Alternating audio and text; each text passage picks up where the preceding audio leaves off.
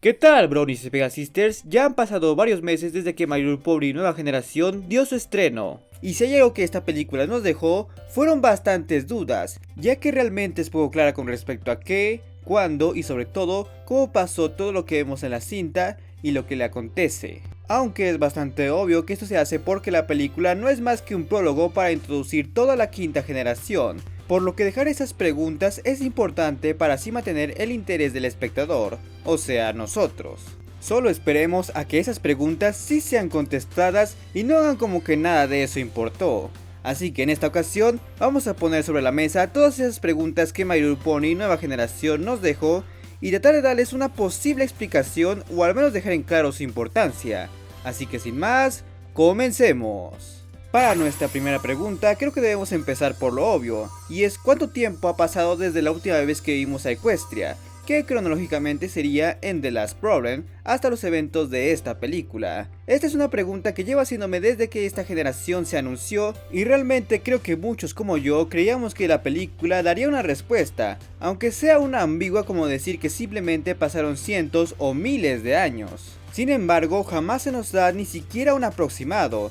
Simplemente se limitaron a usar términos vagos como muchas lunas o antigua Equestria, cosa que no es para nada clara. En parte es entendible, ya que este tipo de limitaciones ayuda a no generar confusiones entre la audiencia o escritores para luego no causar contradicciones, pero creo que realmente hace falta saber eso para entender por qué ocurrió todo, por lo que por ahora podríamos darle la distancia que sea. Y la verdad, yo me mantengo con la posibilidad de que hayan pasado ya sea 100 o 1000 años, ya que con un milenio sería una perfecta rima con los antecedentes de Friendship is Magic, pues varios de esos acontecimientos importantes ocurrieron en el mismo lapso de tiempo, lo que también se sumaría a otros paralelismos que ya tiene con la G5. Mientras que un siglo o menos sería una distancia un poco más orgánica y que daría pie a contar historias más interesantes e incluso ver versiones viejas de personajes que ya conocemos y que no necesariamente sean inmortales, tales como las Curima Crusaders, los gemelos Cade,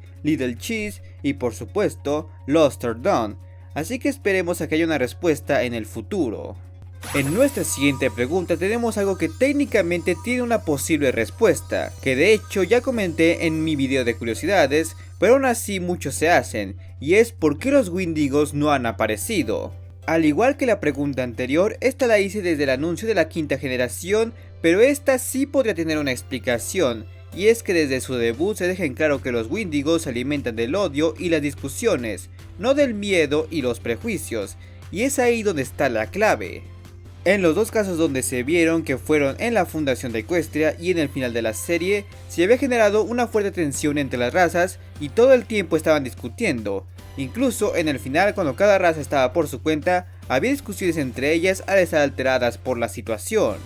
Mientras que en la película jamás vemos que ninguno de estos discutiera, al menos no en una escala como en los dos casos anteriores. Y esto era difícil que pasara, ya que las tres razas viven separadas y con miedo una de la otra, por lo que la posibilidad de que los Wendigos apareciera era muy baja. Pero ojo, porque hay que tener en cuenta que lo que sea que causó la división debió causar discusiones e incluso peleas, cosa que definitivamente debió atraer a los Wendigos y tal vez causaron destrozos por toda Equestria. Pero ya hablaremos de eso más adelante.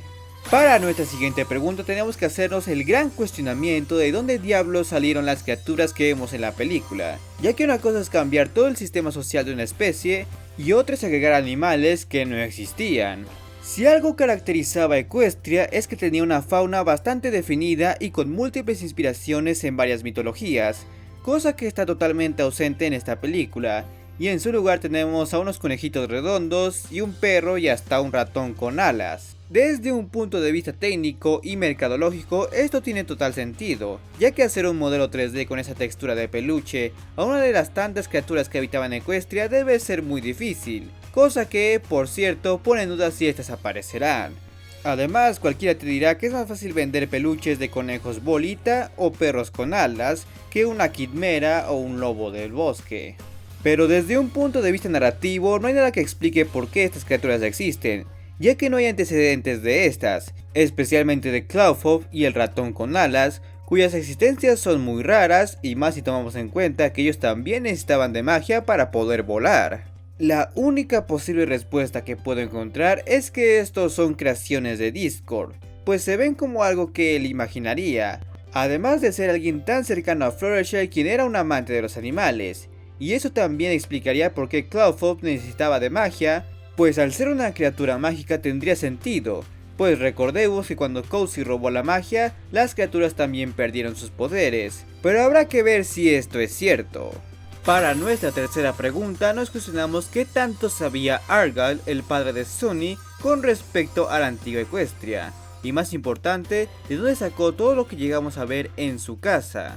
Para ser un personaje que no apareció por más de 6 minutos, Argyle sin duda se consagró como uno de los más interesantes de la película, pues es gracias a él que tenemos la mayor parte de conexiones con la G4, pero sin duda todos nos preguntamos ¿por qué? Y es que si hay algo que nos dejaron en claro es que Argyle sabía más de lo que aparentaba, y hasta me atrevo a decir que las historias que le contaba Sunny, o al menos la que oímos, eran tan solo una gran simplificación de su conocimiento, pues sabemos que conocía los nombres de las Main Six pese a que jamás los menciona, tenía conocimiento de Canterlot, Ponyville y el castillo de Twilight, y sabía sobre Starsuite y los elementos de la armonía. Además de que tenía en su posesión cosas de suma importancia como una pluma de Twilight y un collar con su Curimar, las máscaras de Secora, el cencerro de Grogar y por supuesto el cristal terrestre, lo que nos hace pensar que en su juventud Argyle viajaba mucho y llegó a encontrarse con lugares donde hallar estas cosas, o incluso alguien se las dio,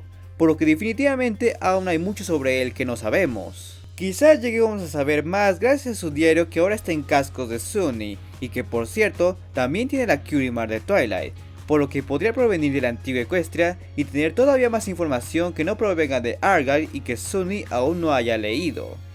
Y siguiendo con Argyle, también tenemos que preguntarnos qué fue lo que le pasó o de qué murió más concretamente, algo que sin dudas abre paso a teorías conspirativas. Si bien es bastante probable que su muerte haya sido para darle un toque emocional a la cinta y a Sunny, y para que ésta no tenga las respuestas al alcance, también es cierto que resulta bastante sospechoso, ya que él no se veía particularmente viejo o frágil de salud, y además, Phillips parecía tener la misma edad y ella sigue como si nada, así que su muerte es más que curiosa. Esto ha llevado a más de uno a pensar que Arjan fue asesinado por investigar sobre la antigua Equestria, cosa que bajo nuestro contexto no es nada raro, pero sí para un contexto como el de My Little Pony. Pero hay que tener en cuenta de que Phillips literalmente lucraba con el miedo, y si ella que logró reflexionar era capaz de ello, ¿qué asegura que otro pony o alguna otra criatura más desalmada no estuviera dispuesta a hacer lo necesario para mantener la división, más si esta puede tener algo que ver con ella? Lo único que podemos pensar es que Argan encontró algo que lo dejó expuesto, ya sea una pista de cómo Equestria se dividió o cómo volver a unirla, algo como uno de los cristales que mantenían la magia, pues hasta recordemos que fabricó una lámpara para esconderlo ahí, aunque objetivamente hablando, si eso realmente puso su vida en riesgo, no fue muy inteligente esconderlo junto a su hija. Sea cual sea el caso, esperemos que más de esta incógnita se nos revele en el futuro y quizás podemos ver hasta un flashback de cómo Argan encontró todo esto.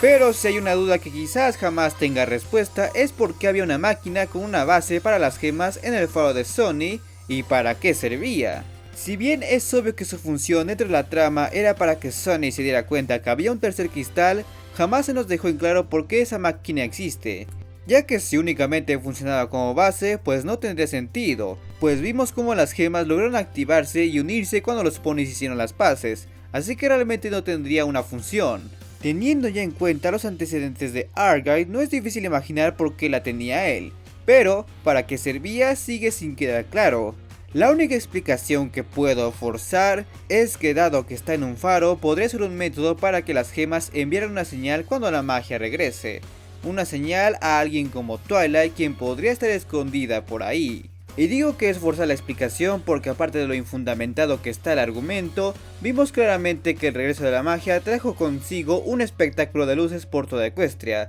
así que la idea de que era para generar una señal es por demás absurda. Tristemente, como dije, probablemente nunca tengamos una respuesta a esta pregunta, ya que el faro fue destruido y con ello la máquina. Gracias, Sprout. Pero de donde sí podemos tener una respuesta es de dónde vinieron las gemas o cristales para cada raza, ya que antes de la película jamás llegamos a ver o saber de su existencia. Sin embargo, hay ciertas pistas al respecto. Primero que nada tenemos el vitral de la estación de Altos de Zéfiro, en donde no solo podemos ver la Curie de Twilight, sino también imágenes de las tres razas sosteniendo su respectivo cristal, mientras es iluminado por dicha Curie. Este vitral se asemeja bastante a los que había en el castillo de Canterlot, los cuales plasmaban acontecimientos importantes para Equestria. Esto podría implicar que Twilight fue quien creó los cristales como una forma de simbolizar la unión de las tres razas, y por ello la forma de cada uno para que se una con el otro, como si se formara un alicornio. Sin embargo, el qué acontecimiento pudo haber orillado a Twilight a crearlos o por qué estos terminaron siendo almacenes de magia, si técnicamente no había necesidad de ello, sigue siendo un misterio. Pero no es difícil imaginar que fue una medida preventiva o de último recurso por parte de Twilight para motivar a las tres razas a unirse nuevamente. Además, recordemos que ver objetos, especialmente gemas almacenando magia, no es nada que no hayamos visto antes, pues tanto en la serie como en los cómics llegamos a ver varios tipos de gemas almacenando magia de diversas criaturas. Algo que desde el anuncio de la generación ha causado intriga es qué pasó con los seres que supuestamente eran inmortales o de vida longeva. Y no solamente hablo de Twilight, sino también de Celestia, Luna, Cadence, Floriger, Discord y hasta Novo y Aspen, que también tienen siglos de antigüedad. E incluso hasta podremos tomar en cuenta a Spike por ser un dragón, pues supuestamente estos viven varios siglos. Si bien podremos decir que Celestia y Luna ya no son inmortales al haber dado el trono a Twilight y con ello su poder, aún queda la duda de qué fue de los demás seres longevos, suponiendo que aún sigan vivos. Pues si hay algo que tenemos en claro es que lo que sea que dividió Equestria fue algo catastrófico, en donde todas las criaturas estuvieron involucradas, por lo que no hay que descartar la idea de que no todos hayan sobrevivido. Pero los que sí nos generan la duda de dónde están y por qué no se ha sabido de ellos. Muchas teorías han corrido alrededor del paradero de Twilight, desde que está escondida a lo Luke Skywalker hasta que está encerrada en el limbo o petrificada. Y lo mismo aplica para Discord y Florijar, pero creo que solo es cuestión de tiempo para que los veamos nuevamente, o al menos saber qué fue de ellos, ya que eso es lo mínimo que nos deben. Quizás el personaje con más chance de aparecer es Spike, pues cada generación ha tenido a este personaje con la excepción de la segunda que fracasó tal vez por eso. Y siendo que la G4 y la G5 comparten el mismo universo, podría ser la oportunidad perfecta para tener por primera vez una interacción de un Spike adulto mayor que sirva como consejero y guía de nuestros nuevos protagonistas como si de un Obi-Wan se tratase. Otra duda que se planteó desde que se reveló la hipnosis es cómo se mueve el sol y la luna sin magia, y es que el hecho de que estos se muevan a través de ella ha sido una de las reglas más fundamentales dentro del universo de My Little Pony, pues hasta en la película de 2017 la aplicaron. En un principio llegamos a creer que esto se explicaría porque la ausencia de magia se dio justo antes de que Sonic conociera a Izzy, o al menos nos revelarían que había otros ponis o criaturas que sí tenían magia, pero este no fue el caso. Y resultó que la magia desapareció hace años, lo que hace que sea bastante incoherente el que el sol y la luna se muevan si no hay nadie que pueda hacerlo. Aunque esto sí podría tener algunas explicaciones, pues hemos llegado a ver que existen métodos más modernos y prácticos para esta función, como en el dispositivo que Celestia le dio a Twilight en el episodio Entre la noche y el amanecer. Lo que podría implicar que Twilight encontró una forma de automatizar el sol y la luna ajeno a la magia de los ponis, o hasta podríamos decir que fue la ausencia de magia lo que provocó que estos se movieran naturalmente. O bien, siguiendo con la idea de que Twilight está escondida, ella podría seguir controlándolos desde donde esté. Y una posible prueba de ello está cuando un rayo de sol alumbra justamente el cristal terrestre para que Sonny lo descubra, como si el sol fuese movido justo en ese momento por alguien. Aunque para ser honesto, no es la primera vez que esta lógica se rompe, pues si recordamos en el episodio Caos Escolar cuando Cozy roba la magia, ahí se advierte que al atardecer toda esta habrá desaparecido. Pero ¿cómo siquiera puede haber atardecer si para ese punto Celestia y Luna ya no deberían tener magia? Así que al igual que en ese caso, puede tratarse de una conveniencia de guión.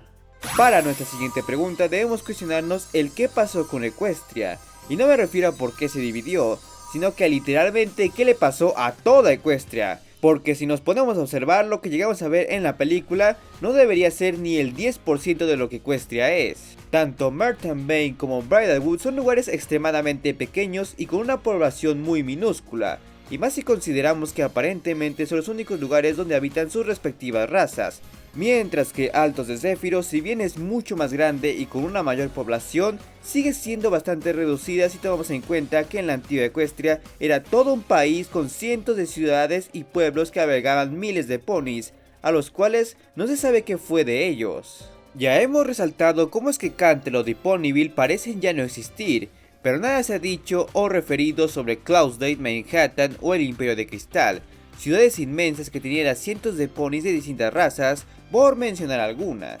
Realmente siempre he pensado que las teorías de futuros post-apocalípticos son de las más absurdas, pero la verdad es que este parece ser el caso, pues estamos hablando de que de todos los millones de ponis y lugares que habían, solo quedaron 3, una cantidad muy reducida. No es por ser pesimista, pero parece que los ponis están rozando la extinción, en especial los unicornios, quienes son los más reducidos. Siguiendo con el estado devastado de Equestria, hay que preguntarnos por qué fue construida Altos de Zéfiro y si esto tiene algo que ver con que Canterlot ya no exista. Anteriormente especulábamos que Altos de Zéfiro fue fundado por los Pegasos tras haber derrocado a Twilight y echar a los unicornios de la montaña donde antes se encontraba Canterlot, y actualmente se encuentra esta ciudad, pero tras revelarnos que de hecho Twilight estuvo involucrada en su construcción, esto parece improbable. Lo que más intriga es por qué Twilight quería construir otra ciudad como capital de Equestria teniendo ya a Canterlot, pero una posible respuesta puede que se nos haya dado en el final de la 10ª temporada,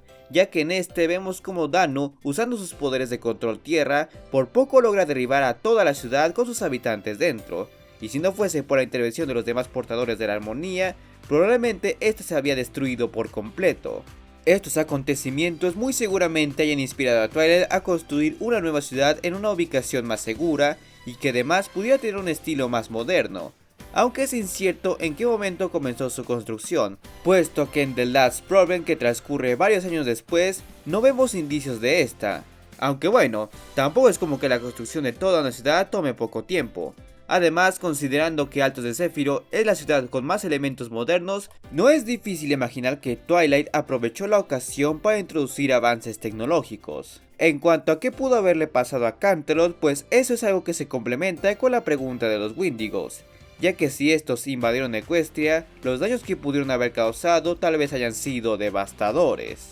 Y siguiendo con lugares cuyo origen desconocemos, tenemos que preguntarnos el por qué se construyó Bridlewood, pues a diferencia de Alto de Zéfiro, que podríamos darnos una idea de por qué Twilight quiso construirlo, con Bridlewood no es así, pues es prácticamente un lugar que salió de la nada. Aunque al igual que Altos de Zéfiro, se pensaba que Bridlewood se había construido como un refugio para los unicornios sobrevivientes a la rebelión de los Pegasos, y que al haber perdido toda su magia los había vuelto tan inanimados. Sin embargo, no solo eso es imposible porque ahora sabemos que Twilight fue quien construyó Altos de Zéfiro, sino porque también sabemos que Bridlewood ya existía cuando las 3 razas aún no se separaban. Esto hace que el lugar sea bastante intrigante, ya que no hay nada que justifique el por qué se construyó, pero sin duda lo más misterioso es porque ahí se encuentran tantos cristales, siendo que nunca antes habíamos oído de un bosque que los tuviera. La explicación a esto sin duda está llena de posibilidades, desde que el Imperio de Cristal tuvo algo que ver con esto, hasta que esos cristales son los restos del Árbol de la Armonía o el Castillo de Twilight. Pues recordemos que el bosque se encuentra relativamente cerca del Árbol de la Armonía y por ende de Ponyville, o al menos donde solían estar, por lo que hay una gran historia de fondo en ese lugar. Y hablando de los unicornios, nuestra siguiente pregunta es, ¿por qué las supersticiones que estos poseen? Y es que a pesar de que claramente es un factor comédico y de cierta forma un deus ex machina para poder escapar, sí nos deja la duda de por qué existe. Desde la liberación del tráiler ya tenemos en claro que a los unicornios serían los que peor les fue con respecto a la Nueva Equestria, pero jamás llegamos a imaginar que esto llegaría a tal punto que estos poseyeran un trauma tan grande que tengan que hacer una danza ritual para evitar lo que según ellos era la mala suerte.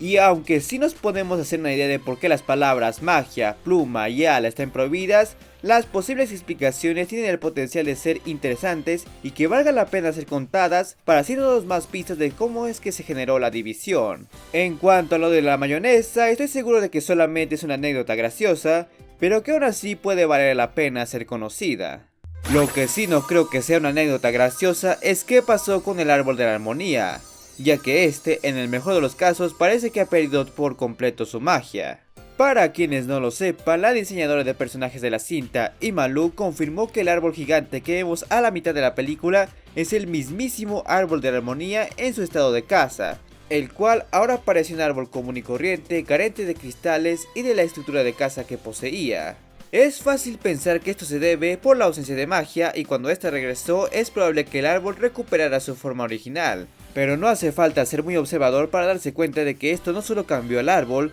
sino todo a su alrededor, pues el castillo de las dos hermanas, así como el bosque Everfree, están totalmente ausentes. Anteriormente habíamos especulado que la posible razón de esto era porque los caballeros de la armonía habían logrado su objetivo de destruir los árboles, pero una vez finalizada la temporada 10, esto fue descartado, al menos por ahora, porque ellos escaparon. Pero eso no quiere decir que ellos no hayan dado una pista, ya que antes de escapar, Dano menciona que el tener todos los árboles activos tarde o temprano causaría conflicto entre todas las razas y criaturas, las cuales empezarán a luchar por el control, cosa que definitivamente es un gran indicio, no solo sobre lo que pudo haberle pasado al árbol, sino a toda Equestria y hasta los otros reinos.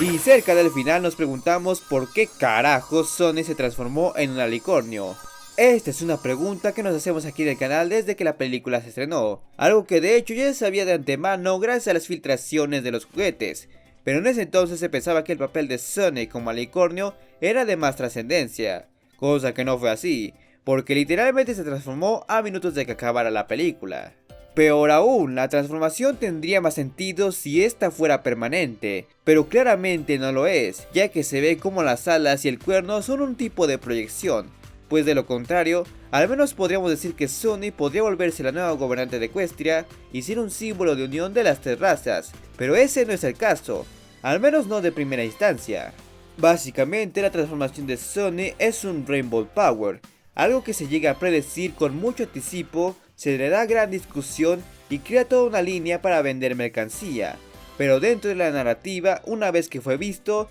no importando qué tan breve sea, no se le vuelva a dar uso o mención. Entendemos que tu prioridad es vender juguetes, Hasbro, pero al menos esfuérzate más para que estos encajen en la trama. Y para finalizar tenemos la pregunta del millón que nos hemos estado haciendo desde el anuncio de esta generación y aún seguimos sin una respuesta concreta. Y es, ¿qué pasó con Equestria? ¿Por qué se dividió? Si la última vez que la vimos era toda una tierra pacífica y llena de diversidad y aceptación. Una pregunta a la que hasta le he dedicado un video planteando las que en ese entonces consideraba las mejores posibilidades. Sin embargo, eso no quiere decir que tanto la película como otros medios nos hayan dado pistas de cómo es que Equestria se transformó en lo que es ahora. Pues para empezar tenemos que repasar varias de las incógnitas que ya vimos y tratar de juntar los hilos. Primero tenemos el hecho de que actualmente solo parece haber 3 ciudades con una población muy reducida de cada raza. A eso le sumamos que lugares muy icónicos como Canterlot, Ponyville, el bosque Everfree y básicamente toda Equestria dejaron de existir.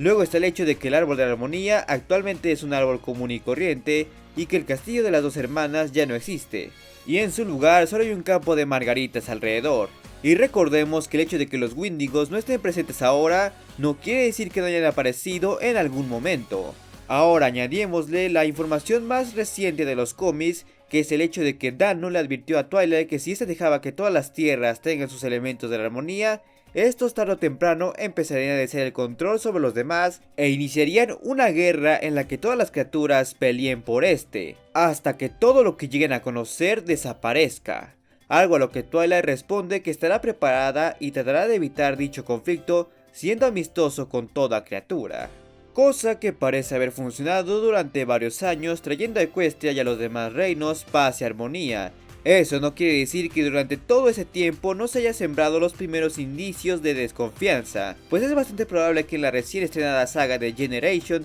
que transcurre durante ese periodo, veamos los primeros actos de conflicto y discusión entre los ponis. Así que sabiendo todo esto y con riesgo a equivocarnos, podemos entrar en ese terreno comúnmente conocido como la especulación responsable, para poder deducir lo más aproximadamente posible qué pudo haber pasado. Lo más que podemos suponer es que durante muchos años, quizás hasta siglos, la paz haya reinado entre las criaturas, lo que le dio a Twilight la oportunidad de expandir y modernizar Equestria, construyendo tanto Altos de Zéfiro como Bridalwood. Pero más temprano que tarde, las advertencias de Danus sobre la inminente guerra que se dará entre todas las criaturas terminen dándose, cosa que no ocurriría de un día para el otro, sino que es algo que se estaría sembrando desde hace años, prácticamente desde antes de los eventos de The Last Problem. Algo que inevitablemente atraería a los Wendigos, quienes en este caso estarían mucho más agresivos, dado que en esta ocasión